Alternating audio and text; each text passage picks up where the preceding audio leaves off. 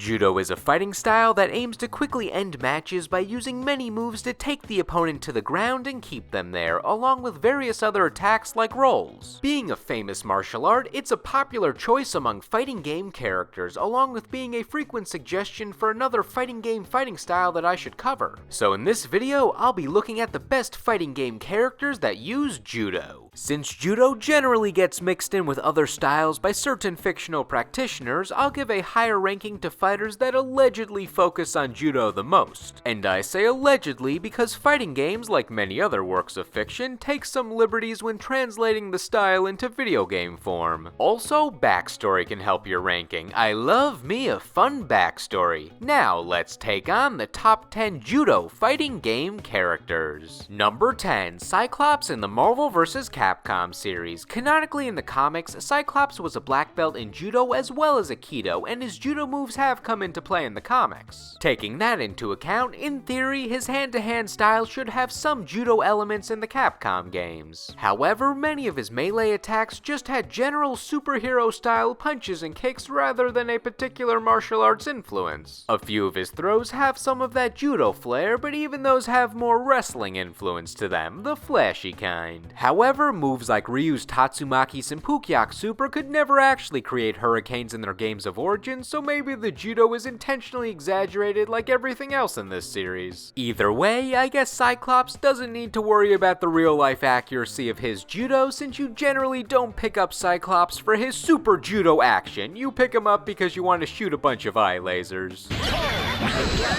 Number 9, Gonzales from Kaiser Knuckle. Kaiser Knuckle was another Street Fighter Fatal Fury clone from the mid-90s, nothing too special about it compared to others like it. Well, this was one of the few fighters made by Taito, so that's unique, and it had a protagonist named Kazuya half a year before Tekken was released, so it has a few things going for it. The sub-boss of the arcade mode is Gonzales, a big-body Russian Judo master. Compared to later entries on this list, he's pretty standard, both in terms of moveset and personality. He does proper Judo open hand strikes, rolls to get in and do damage on incoming, and has some basic grappling techniques to represent his Judo takedown moves. He also does the Cossack dance for an attack, so maybe he does stand out more than I give him credit for. Despite being the sub-boss for this evil general dude, the story says he's just a guy participating in the tournament to get money so he can search the world for his missing wife. So in the end, he's not meant to be a bad guy, he's just a fine gentleman. How could you dislike a guy with a Davy Crockett hat? Number 8, Jubei in Fatal Fury. Jubei is a rather forgettable character in Fatal Fury history. He only appeared playable in Fatal Fury 2 and its updated version Fatal Fury Special. This makes him and Axel Hawk the only characters to appear in this famous game who never returned playable again in Fatal Fury or King of Fighters, and I can see why for Jubei. His moves are very basic, limited to standard punches and kicks, with his only notable attack being his Judo throw. Obviously, they could have expanded upon the moveset if he reappeared, but SNK decided just to stick him in the background everywhere for all future games. See, he's hanging out at Kim's dojo, on a boat with the other Fatal Fury characters that didn't get invited to that one King of Fighters game, outside of Mai Shiranui's bathroom window. Oh no! You know, the other old guy from Fatal Fury, Tung Fu Ru, gets compared to Master Roshi from Dragon Ball a lot due to the beard and the pumped up fighting style, but I think Jubei has that comparison covered on the dirty side of their interests. I guess he's kind of endearing in how much he likes cookies. Wait, he knows Sailor Moon? If Jubei ever decides to join any SNK fighting game again, at least he looks like he can still keep up with the youngins thanks to his shockingly toned muscle build. Number 7, Black Canary in Injustice 2. Like Cyclops, Black Canary has Judo training in her comic backstory. However, unlike Cyclops, she uses legitimate Judo techniques in her overall fighting game moveset. Canary utilizes the techniques Harai Goshi and Tobi Juji Gatame. Sorry for butchering the pronunciation of both of those. These moves are great for grounding your opponent in real life and in the game, so good job on the accuracy, Canary. Outside of those moves, the rest of her physical attacks mostly involve other martial arts or just general superhero punches and kicks. Though, she uses much more technique compared to how characters like Superman and Supergirl just flail around their arms. I trust the validity of her attacks. Also, she has the scream. The scream's pretty cool.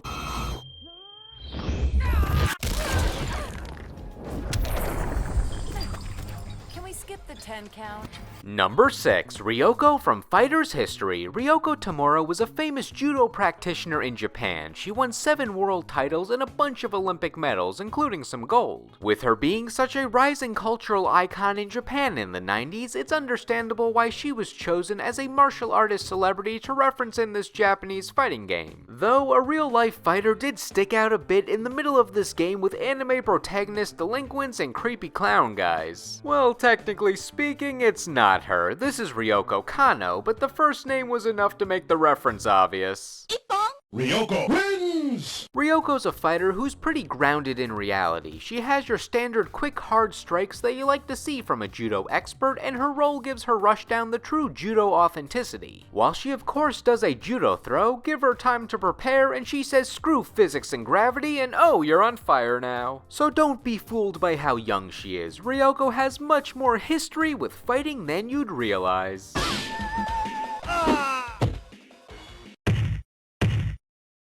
Ryoko wins! Number 5. Ryoko from World Heroes. Ryoko Tamura was a famous judo practitioner in Japan. She won 7 world... Wait, didn't I do this segment already? Oh, my bad. That entry was Ryoko from Fighter's History for the Neo Geo. This entry is Ryoko from World Heroes for the Neo Geo. They're just so different. It shows how famous of a fighter she was at the time to be in 2 fighting games in the mid-90s. Though once again, this wasn't the real Ryoko, but rather Ryoko Izumo. It made more sense for this game to reference a real-life personality over Fighter's History, since World Heroes takes real people from history and puts them in a fight, like Rasputin or Captain Kidd. Come to think of it, World Heroes does involve fighters and history.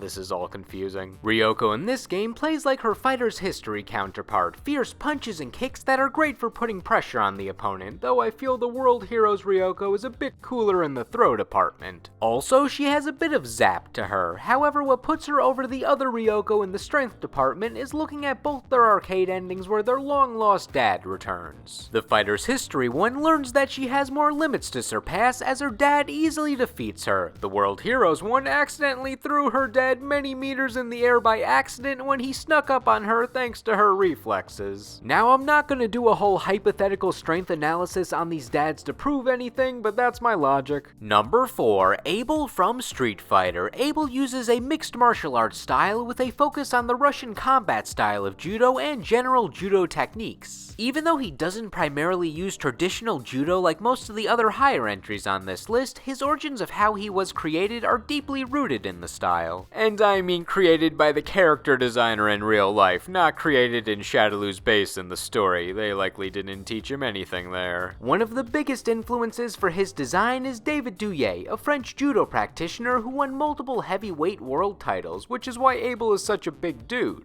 Also, Abel's original design seemed like it was going to be more focused on traditional judo, as he was initially going to be a lightweight judo expert who possibly could have been more rushdown oriented based on the look. He also shared a hairstyle with Videl in this iteration. His moveset has a mix of grappling and rushdown, but you have some classic judo maneuvers mixed in. He has a 3-part special move that can end in a couple of different classic judo takedown tactics if the right inputs are made. His judo roll has lots of utility for getting in close or crossing up his foe. It can also evade projectiles and other attacks, so it's less about offense and more about mobility. And once you use that good movement, you have plenty of attacking options. His rising elbow and open palm strikes are common in judo, as they give the user an opening to reversal their foe and take them down to the ground. And if he taps into his fighting spirit a little too hard, then that takedown might have some extra force to it.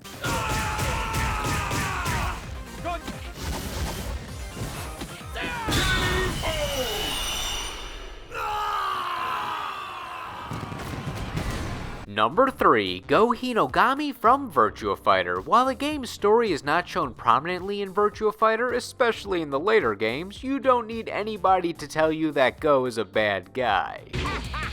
Nothing against his hairstyle, scars, ghostly skin, or weird forehead veins, but he doesn't have the demeanor of a guy who just wants to have a friendly fight. And if you suspected he was up to no good, then you were right. His job is being an assassin who is out to kill all the fighters who pose a threat against the evil J6 organization. His weapon? Judo. He has one of the most thorough movesets of characters on this list because Virtua Fighter is very grounded when bringing these fighting styles into video game form. The most fitting moves he has are anywhere he attacks his opponent after bringing them to the ground. He's the kind of guy who loves to kick you when you're down, or break your arm when you're down, whichever's more efficient. Even though he's not the nicest fellow, he knows his fighting style inside and out and takes advantage of those legitimate judo techniques.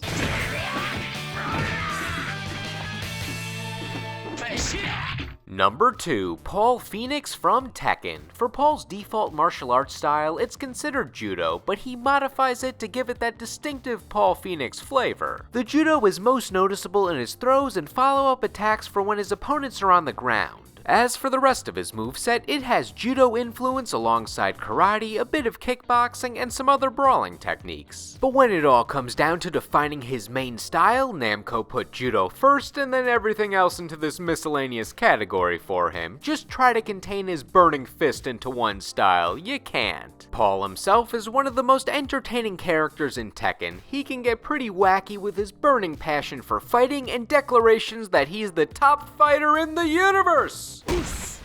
Know that I am the top fighter in the universe! He generally gets the comedic arcade mode endings and is treated as a funny character in his rival fights, with his rival usually being Kuma the Bear. However, I think that's more badass than a joke. He constantly has to fight a giant animal that could maul a human in seconds. Zangief gets praised for doing that. He still managed to fight Kazuya to a draw before his devil transformation, and actually beat Ancient Ogre before his monster transformation, so he has some good battles on his resume before transformations. So despite being treated as a joke in some regards, I still think he's one of the most respectable fighters in the series with an even more respectable hairstyle. You win.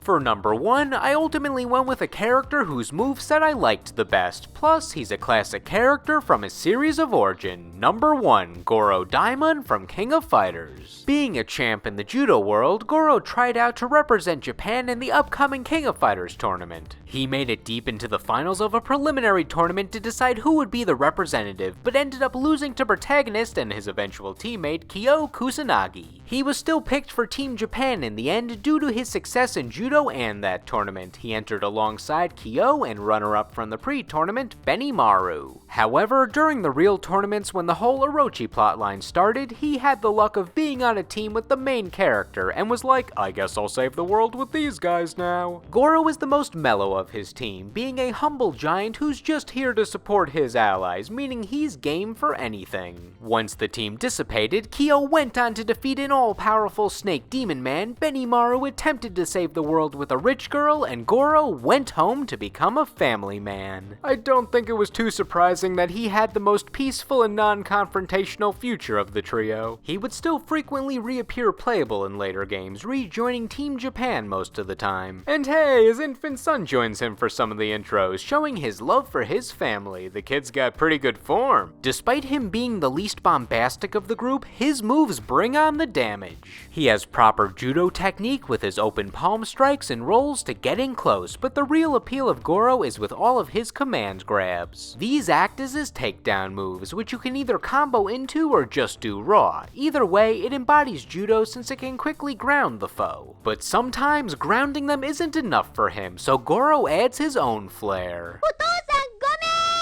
Depending on how he feels, he'll pick them up and slam them again, and then slam them again, and then slam them again, and then slam them again. Oh, it's so powerful! I mean, it's a pretty cool move. Here we go! Get ready for a showstopper! If they're lying on the floor by the end, I guess we can ignore all the superfluous moves you do in the middle. Also, the man can create earthquakes. I don't think that's a legal judo move, but how can you not love that? So with all that considered, Goro smashes his way to the top of this list.